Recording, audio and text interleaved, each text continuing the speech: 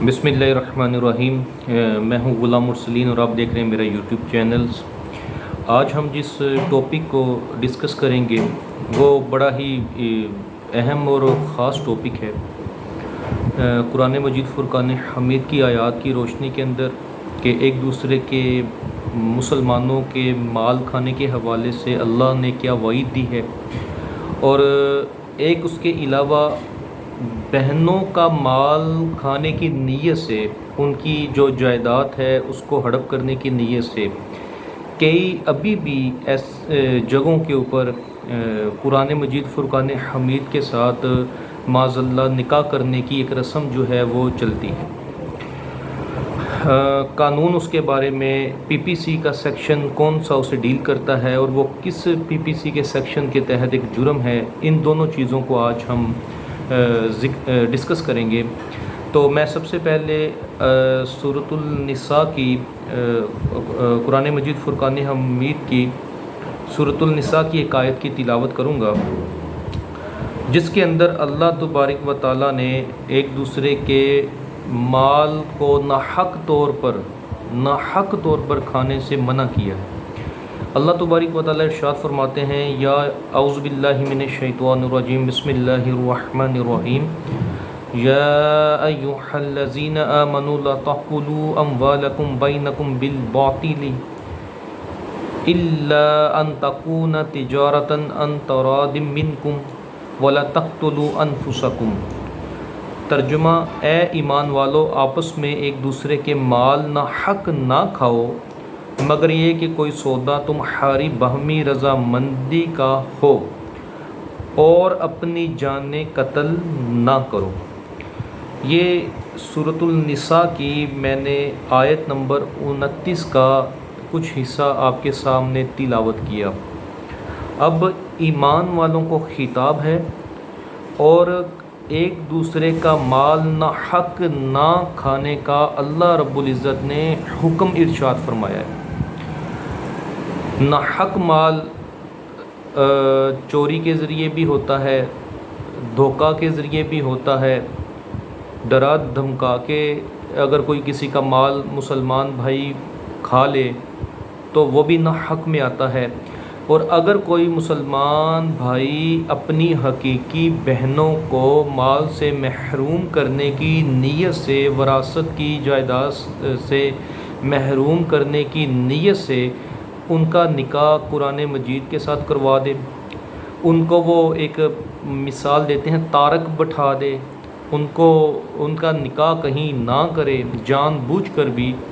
तो ये भी नाहक माल खाने के ज़िम्रे में आएगा। हमारे मुआशरे के अंदर सबसे ज़्यादा बिगाड़ जो है वो आज के दौर में, मादियत के दौर में, सबसे ज़्यादा सगे भाई बहनों में जो झगड़े पैदा होते हैं वो मालो दौलत और वरासत की कानूनी और शरई तकसीम दुरुस्त तौर पर ना होने की वजह से होते हैं। तो अल्लाह ताला का हुक्म मैंने आपके सामने रख दिया। अब अल्लाह तबारक व तआला के इस हुक्म के बाद हम पाकिस्तानी कानून, पाकिस्तान पिनल कोड 1860 के सेक्शन 498C का ज़िक्र करेंगे। मैंने एक पिछले वीलॉग में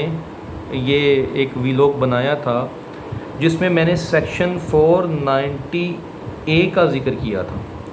कि बहनें अपना हिस्सा कैसे ले सकती हैं। लेकिन ये एक जुर्म मज़ीद उससे डिफ़ाइन किया गया है ऑफेंस को, कि अगर कोई भाई अपनी बहनों का या अपनी बहन का या वालिद अपनी बेटी का कुरान पाक से निकाह कर देता है, जायदाद उसके हिस्से में जो आई है या आनी है उसे बचाने के लिए, या भाई जो हैं बाप फौत हो गया, वरासत जो है वो तकसीम हुई और तमाम बहनों और भाइयों के नाम लग गई। अब भाइयों बहन इंतहाई शरीफ है, बापर्दा है,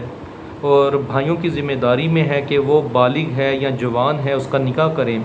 लेकिन वो उसका निकाह करने की बजाय اس وجہ سے کہ جائیداد جو وراثت کے اندر آئی ہے ہماری بہن کے حصہ میں وہ ہم تک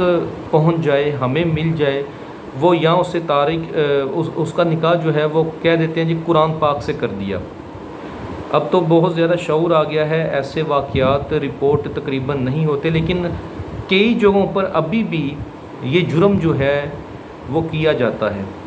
تو قرآن مجید فرقان حمید کا حوالہ تو میں نے آپ کے سامنے رکھ دیا کہ مسلمانوں کو اللہ نے تنبیہ کر دی کہ نہ حق مال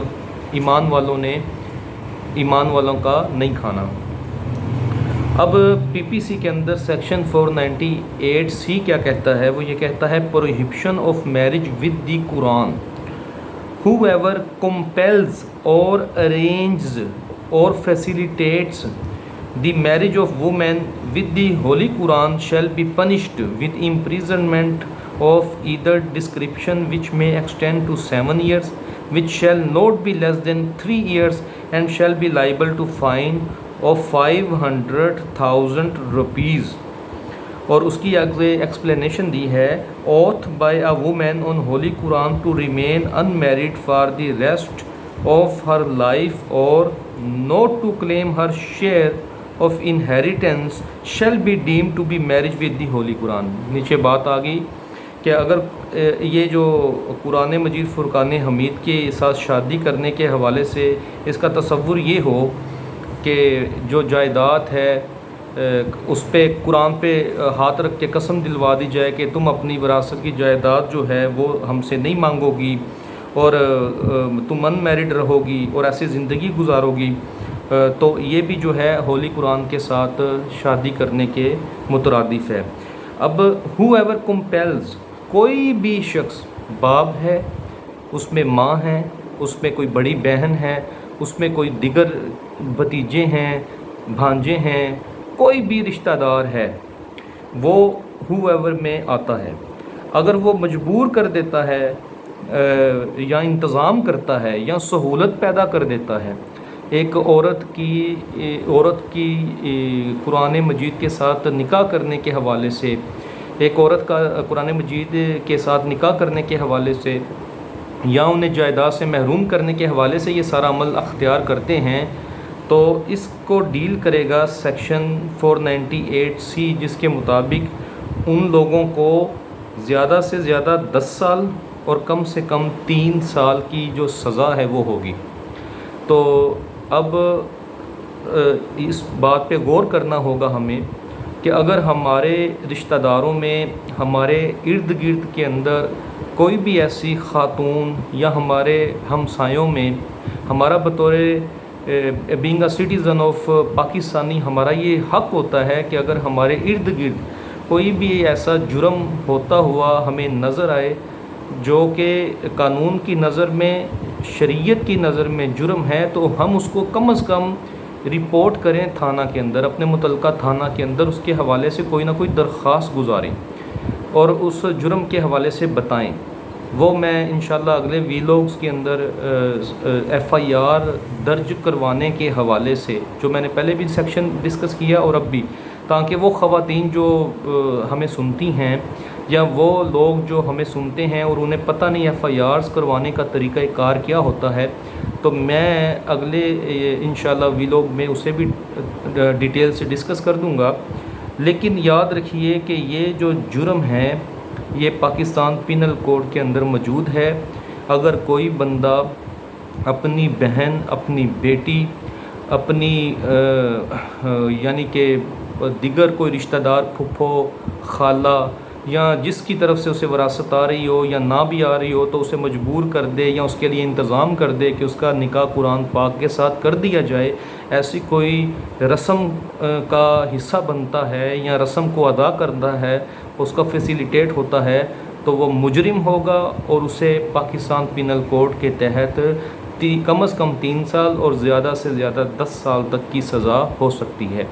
اسی طرح کی انفارمیٹیو ویڈیوز دیکھنے کے لیے آپ ہمارے چینل کو سبسکرائب کیجئے، بیل آئیکن کے بٹن کو ضرور پوش کیجئے اور اپنے کمنٹس باکس کے اندر ضرور کمنٹس بھی کیجئے۔